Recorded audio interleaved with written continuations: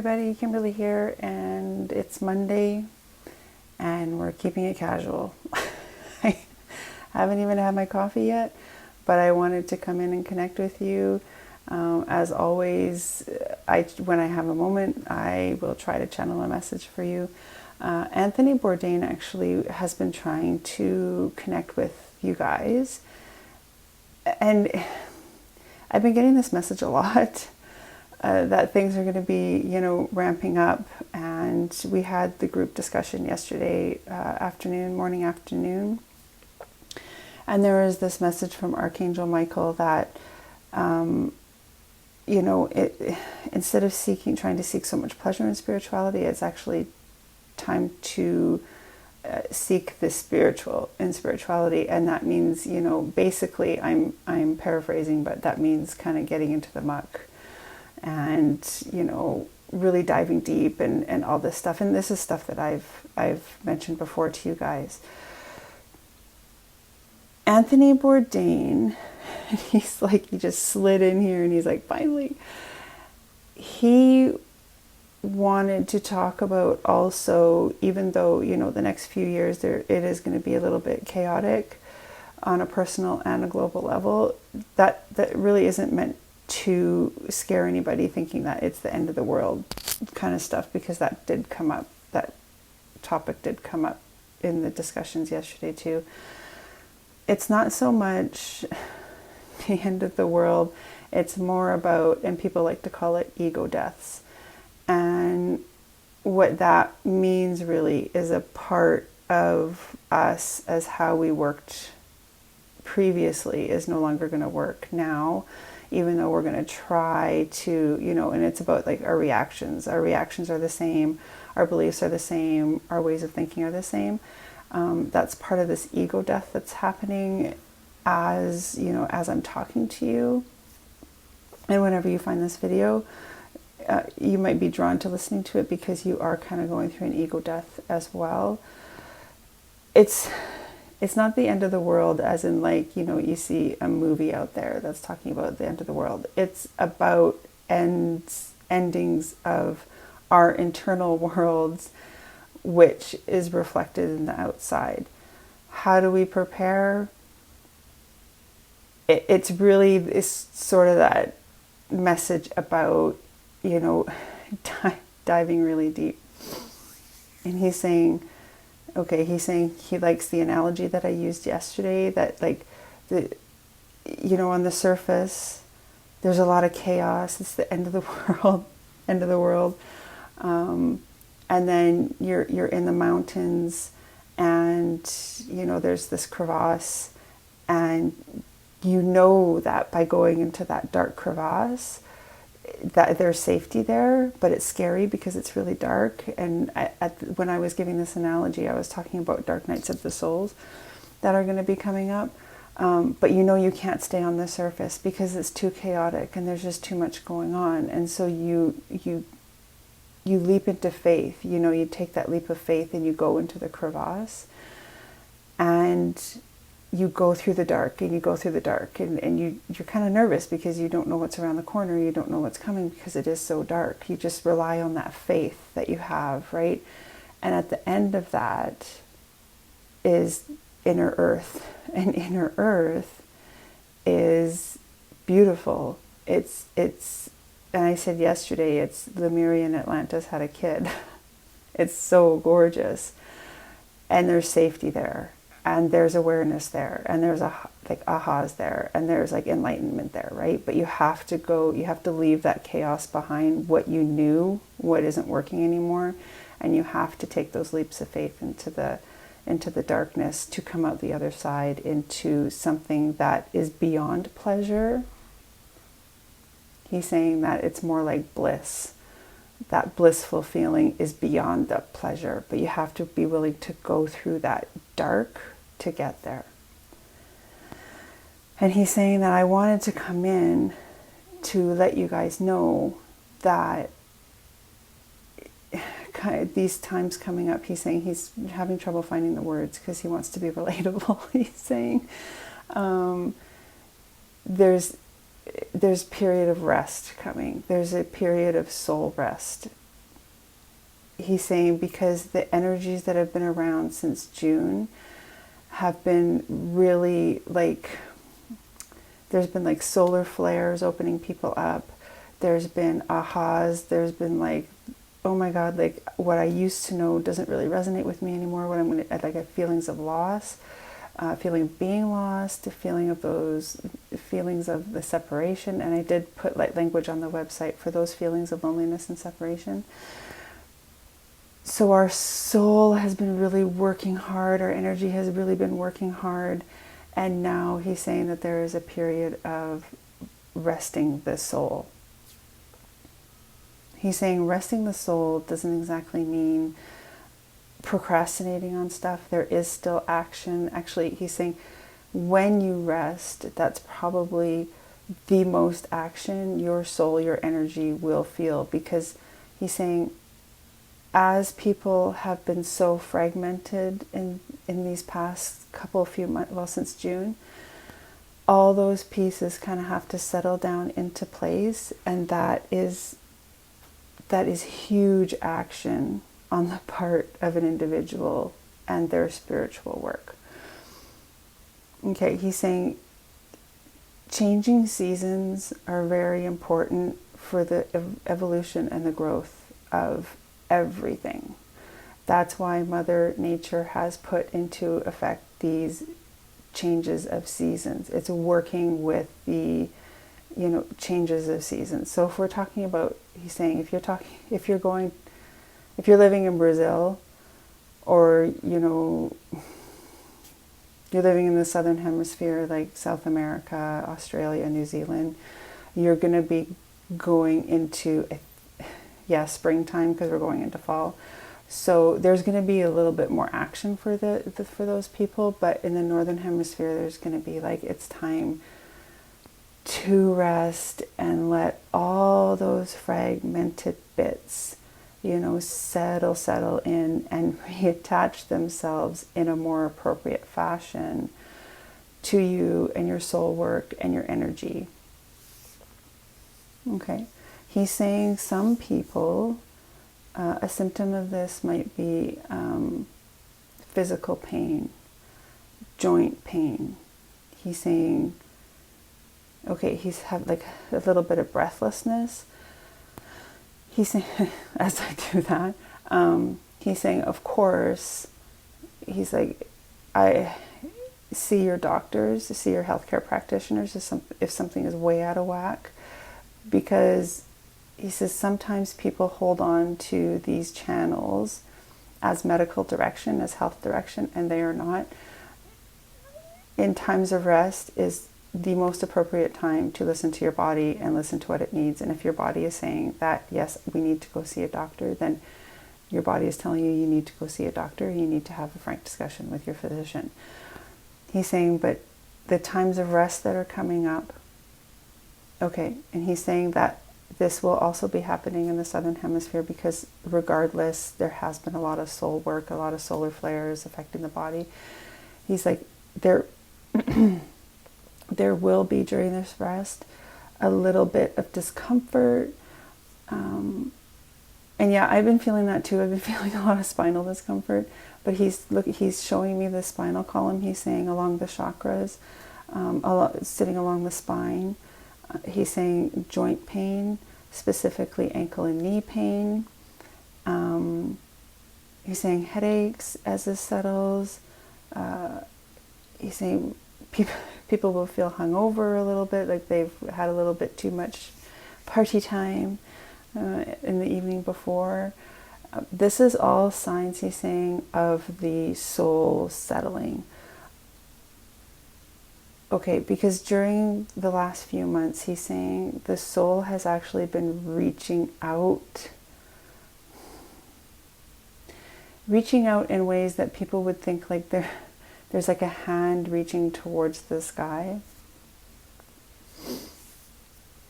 Okay, he's showing me a painting, and I don't know the name of it, so you're going to have to check it out, where there's two men in a cloud. I'm assuming one is God and one is Adam. I'm not really sure.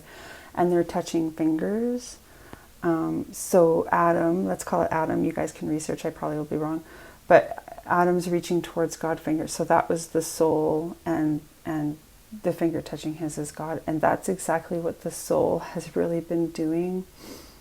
People say that there's a lot of like internal work with spiritual awakening, and yes, there is that, but sometimes the soul, the actual soul, he's calling it the physical soul, will reach out of the body and be so close to touching that finger of God.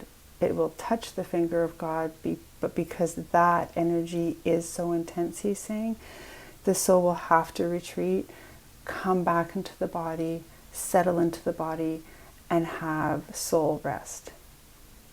Okay, he says this does not mean that people have to go into hibernation. This does not mean that people have to, use it as an excuse to procrastinate on projects. As the soul rests, as these pieces of energy fall into place within the human being to create this evolution, he's also saying that people will get the most inspiration, the most creative ideas, the most intense dreaming states that are useful to awaken talents and abilities. So he's saying after the soul has that time to rest, that it'll bring creativity up and out to be used, because everything is like falling into place.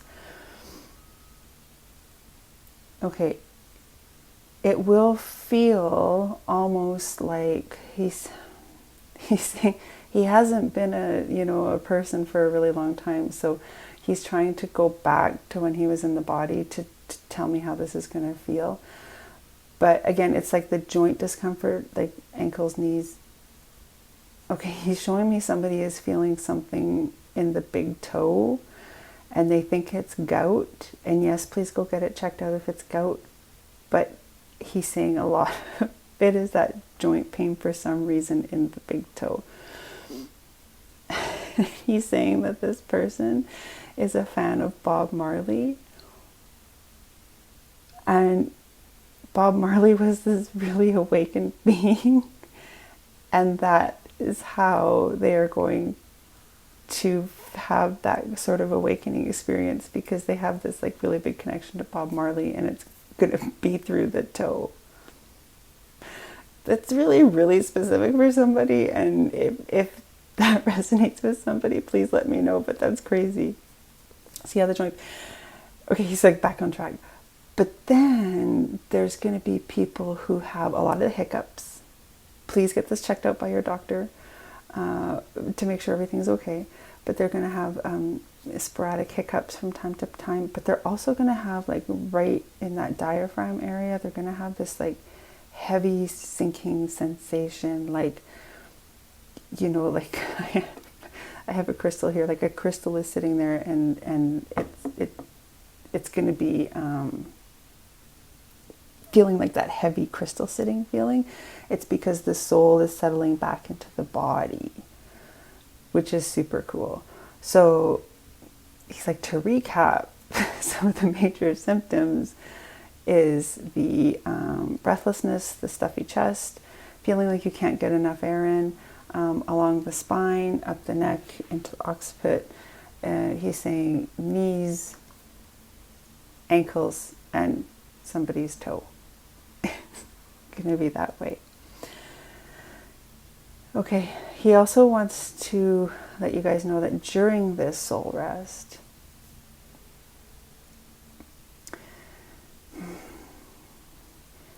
don't thin yourself out too much. There's been, including me, he's like, including Kim has shared a lot of stuff. There's a lot of stuff that people are trying to reach for in terms of awakening and spirituality and all this stuff. It's really important for the next few months to... He doesn't want to offend anybody, but he's like, to not get so diluted with reaching for so many modalities that they lose their punch, they lose their effectiveness. okay, he's like okay, he's showing me September 15th. He's like from mid-September probably till November is when the soul is going to be trying to settle into the body. And that is the perfect time to settle on just a couple of things. He's saying people have been reaching out for so much information. However, the use of that information has not happened. He's saying he would like people to just focus on what resonates the most instead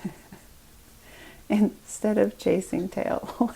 He's saying instead of chasing tail.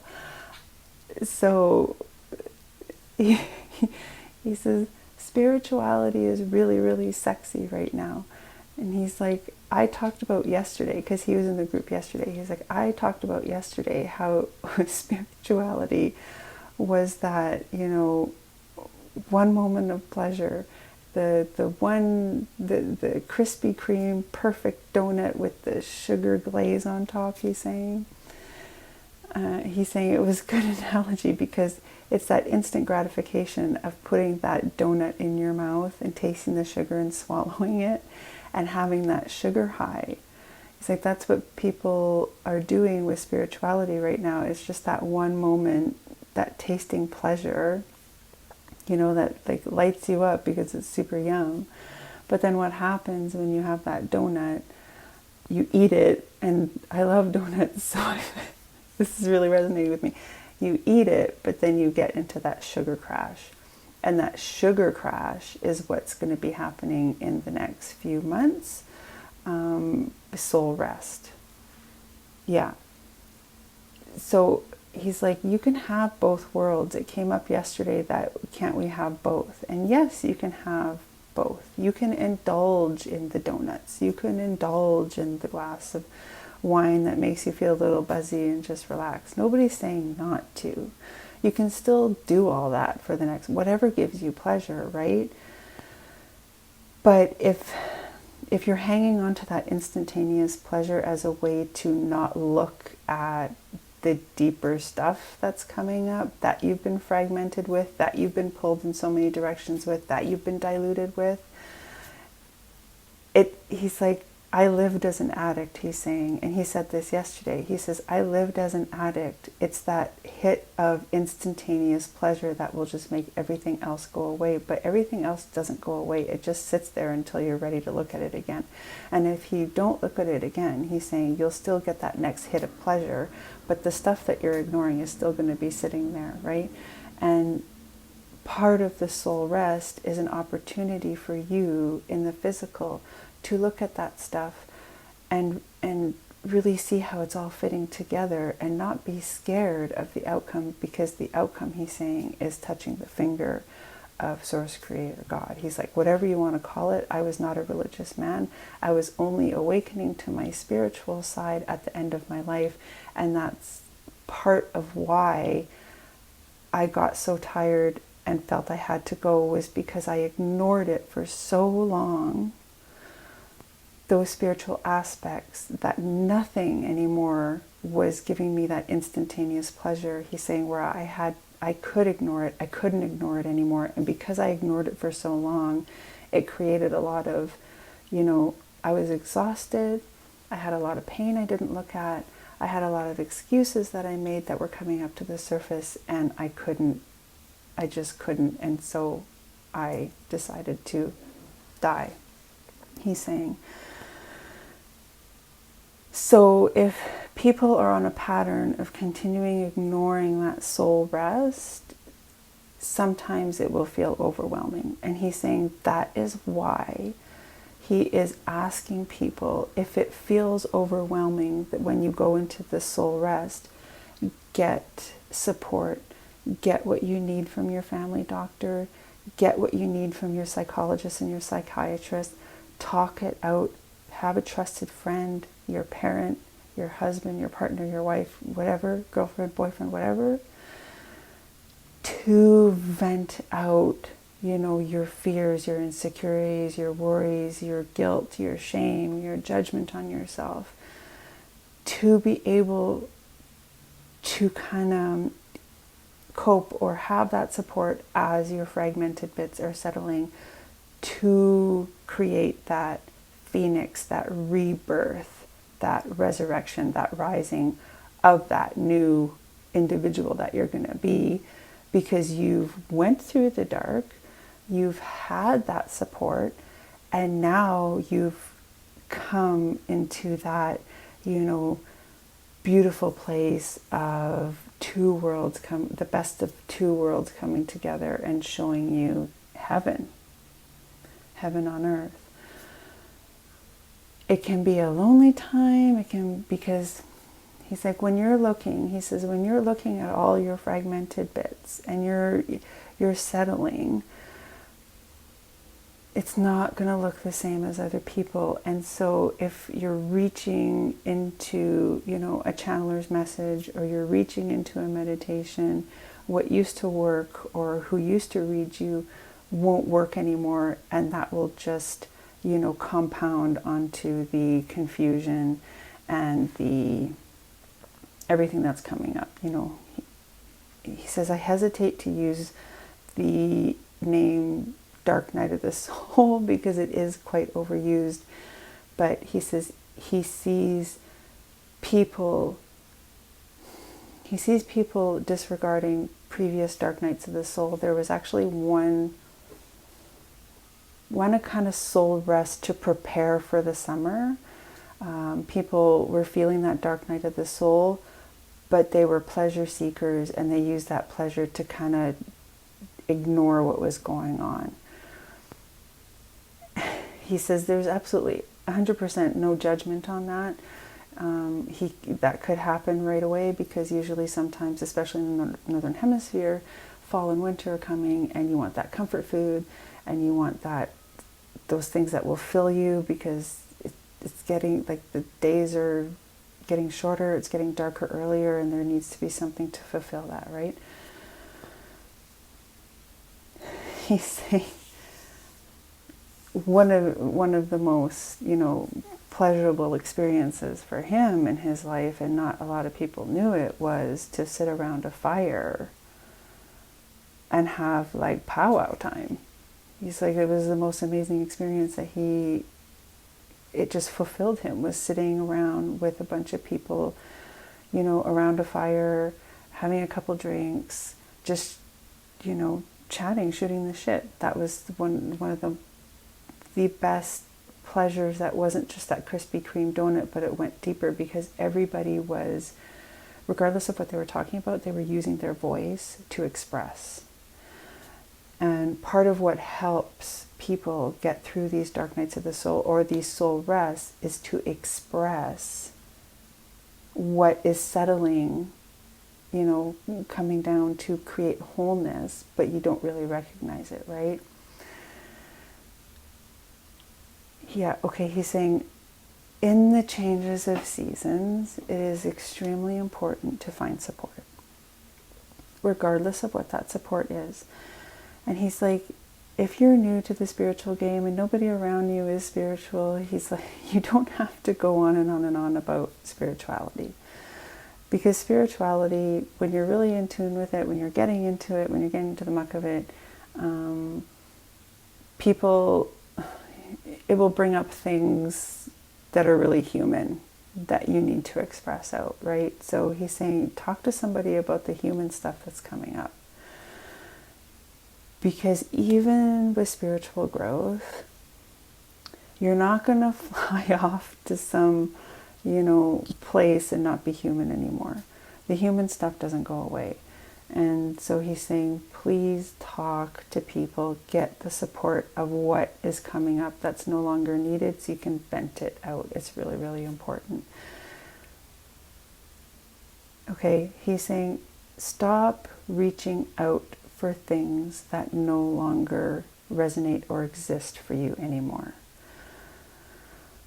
Sometimes during soul rest, people want that receiving blanket, the duvet, the cuddle blanket of what they used to know, and they reminisce, and they miss it so much. They're so homesick for what they're reminiscing about that they invite it back into their lives, even though it's just done, right? So that's part of the pleasure seeker. It's just reaching back to something that just really doesn't work anymore, to bring it in the hopes that it will, ease some of it. He's like, but sometimes reaching for what doesn't resonate with anymore, or just what doesn't work anymore, will only compound, right? Because it will bring back not only what you remember to be good, but it usually will bring back what you worked so hard to heal from. And it'll just bring it back. And he's like, nobody needs that back in their life when they're doing a soul rest. He says a soul rest is actually really, really beautiful. Okay, he's like, picture. Okay. He's akinning it to birth. Okay, so picture soul rest almost like you're going to visit somebody in the hospital, but he's showing me a pregnant woman who's just in the stages of giving birth, but the room is dark, it's quiet, the person in the bed is okay, and there's this anticipation of new life. But you understand that she's got to go through the ringer to bring that about, right? To bring forth that new life, that new day, that newness that will make it all better. So he's like, the soul rest is like, being in that hospital room, it's all quiet, she's doing her thing, and yes, you feel bad for her, and you be quiet, and you let her rest, but there is this sense of anticipation, excitement that something is coming, something really new, something really wanted, something really loved, and it's just on that horizon. But first we got to let, whoever's in that bed recouping or, rehabilitating or whatever, have that moment, because as they're resting, especially, people in labor, as they're resting, there is a whole ton of action going on inside, right? And the people on the outside looking in don't really realize that. Like, he's like 0%. So also a part of this soul rest, because he is telling you guys that it's going to be happening with everybody, there is a need for compassion. A huge need for compassion, you guys. Like, please, please, please, please have compassion for everybody and start loving each other, caring for each other. And yes, there may be differences between you and somebody else, but if you can really kind of have this understanding that it's coming from somewhere, he's like, maybe that love factor won't be as hard to show. Or maybe, trying to win an argument won't be so important. He says, if I'm coming in to tell you guys that if everybody's having a timeout in so many different corners of their kindergarten room because they need that timeout to just recollect themselves because they've been, he says, fucking bouncing off the walls, and the teacher's like, enough, you kind of look to the other kid in the corner, and even though you were acting out in different ways, and maybe you had a fight in the playground, you kind of share this moment of, oh, shit just got real, now we're in a timeout, sorry man, and they're like, sorry, right? So yes, he's like, there are many differences with people. He's like, the one major part he sees that's missing from this world is compassion, compassionate action. Okay, he's seeing a few people out there that are holding on to this, victim status. It's been done to me. They were mean. They've done this to me. this job sucks, I don't get paid enough. All these kind of different things hanging on to the victim status. And as hard as it is to let that go, and while he does and I do validate that life is tough, and yes, he's like, people can be jerks, people can be insensitive, you know, he's like, my country's a shit show right now. He's laughing and he's shaking his head, and he's like, my country's a shit show right now. What will help turn that around is an understanding, compassion, and compassionate action towards people who are, you know, on the front lines of that, right? But what tends to happen is that people like to talk on top of each other and try to get their voice heard. And so it just becomes this huge headbutt, you know, war zone, audible war zone. That's no good for anybody. So he's like, being compassionate is actually just talking like me and Kim are talking to you. And while you don't agree, like, yeah, I don't agree with you. But I mean, we can come to some sort of middle ground, I'm sure. That is compassionate action. Okay, during this soul rest, he's saying, people, and I just saw his orb at the corner right here. Now you just, I just lost my train of thought, and he's not feeding me anything because he's like sparkling over here. During soul rest, he's saying, is the perfect time to practice peace, to practice compassion, to practice non-judgment. Because if you're seeing right now that he's telling you that it's not only you that's going to be going through some stuff, he's like, I hope it's easier for you to lessen the load for others, not react so much to others, kind of let things flow, fall down, come together, you know. And then if you feel like you need to go to a war, do that. But if you feel like you need to go into a war, he's like asking you to wait a little bit. Because he's like, people in this headspace of being a victim of life are very, very reactive. He's saying, Simon uses the analogy of a huge zoo. And, you know, he's like,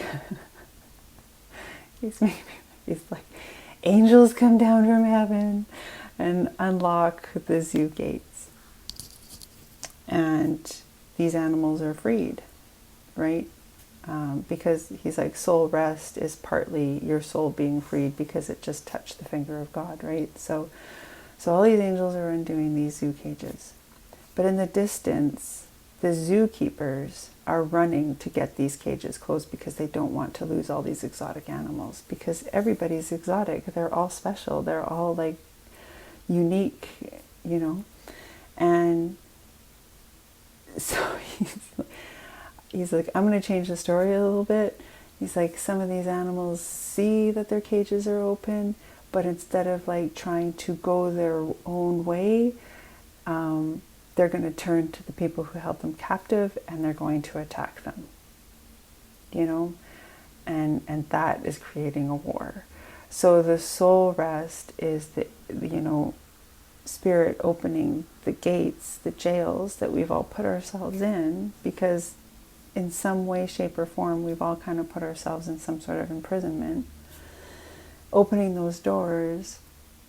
And we acknowledge that we've been fed and watered by these people, but now it's time to feed and water ourselves. And so we go, and instead of reacting and attacking those people because they only knew what they knew to do, we go on our separate ways because we've been given the freedom to go through that doorway, even though it's fucking scary, we walk through that doorway into some sort of freedom. And that's what that soul rest is. It's spirit in heaven coming to opening those, cage doors. And the fear is that dark night.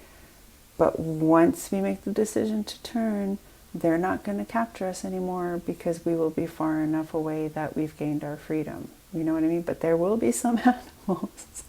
There are some grizzlies and some lions out there who are really pissed off, and they will turn and attack their, captors, and they will be, shot, given,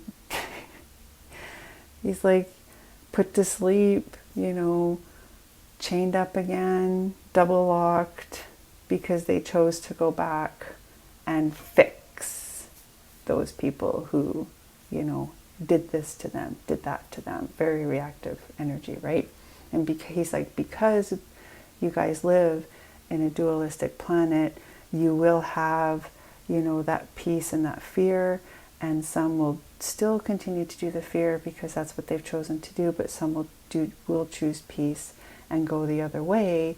And by going the other way, they are now the spirits who will open the cages of the people in other zoos that they come across. So it's kind of like a baton. Paul talks about, sorry, I banged my table.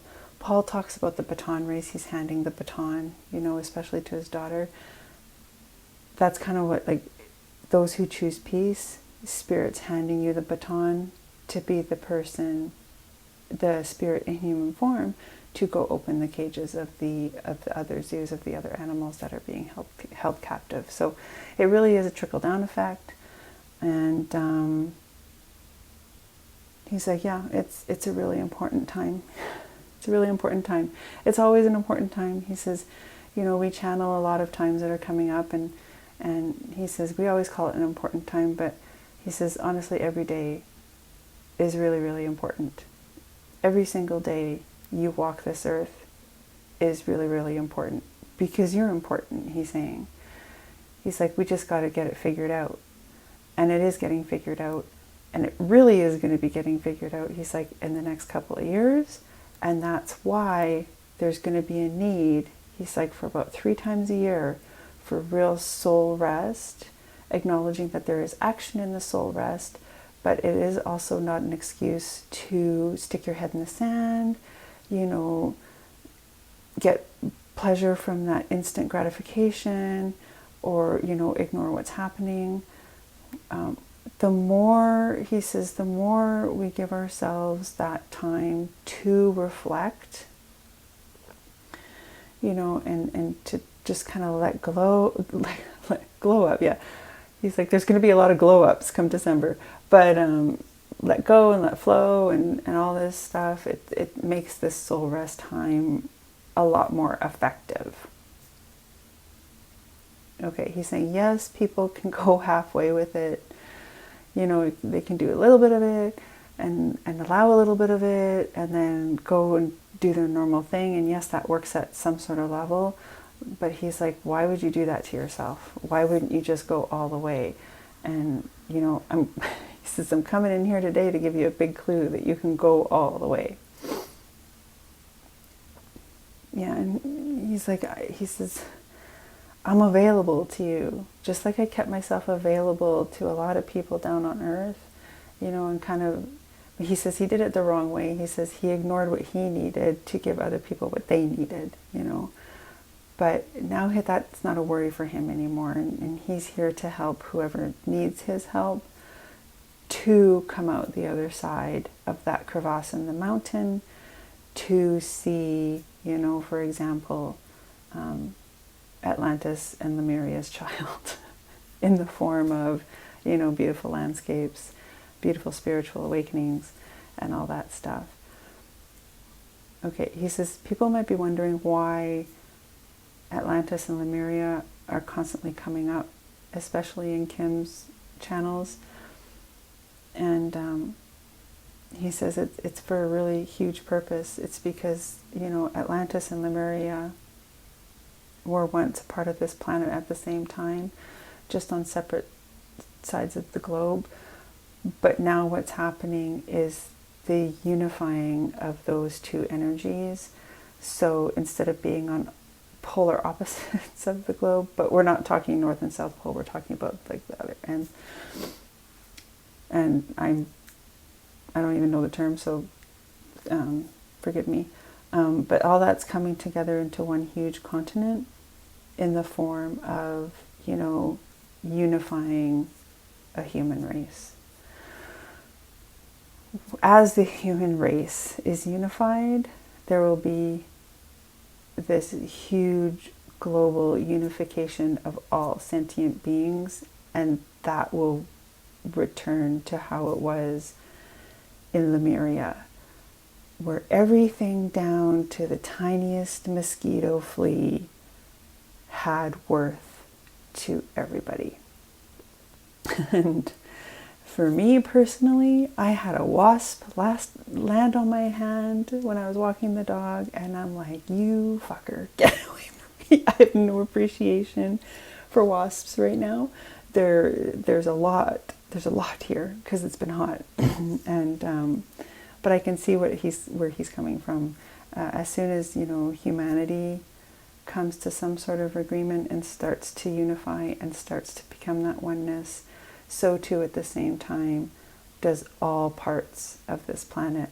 And to get there, we have to have those pieces settle, have compassion for each other, have a little bit more understanding for each other, stop reaching for so many modalities, and use the stuff that is really meaningful to us. And yeah, he's like, don't water down your wine. He's like, that's already been done. He's like, Jesus watered down his wine. Back in the old dark ages, years and years and years and years, they watered down their wine. The Greeks watered down their wine. Don't water down your wine. It's like, just drink it, because you'll be able to afford another bottle. The only reason why you're watering down your wine, he's saying, is because you have this mentality of lack and you won't be able to afford another bottle. But you will be able to afford another bottle of wine. He's like, and if you don't drink wine and you drink pop, don't water down your pop. He's like, who likes to have flat pop? That's for sick people. He's saying, don't water anything down. Just pick one. You don't have to buy the whole store to enjoy one product. Just buy what you need, connect with who you are really without all the masks we wear for other different people, and just take this opportunity to find the truth of you and to let go of all those bits and pieces that really were never you to begin with. That's very poetic. Kim just wrapped it up really, really nicely, so I'm happy. And so I'm going to end it there, and I hope everybody's really, really good. I did put a light language session on the website, and I will put that address down below. And until next time, be safe, keep well, be happy. I'm here for you if you need me. And he's like, so are we. He's waving. He's like, so are we. We're here if you need us. So with that, I will let you go. Be safe, and I love you, I love you, I love you. Tony's like, I love you, I love you, I love you.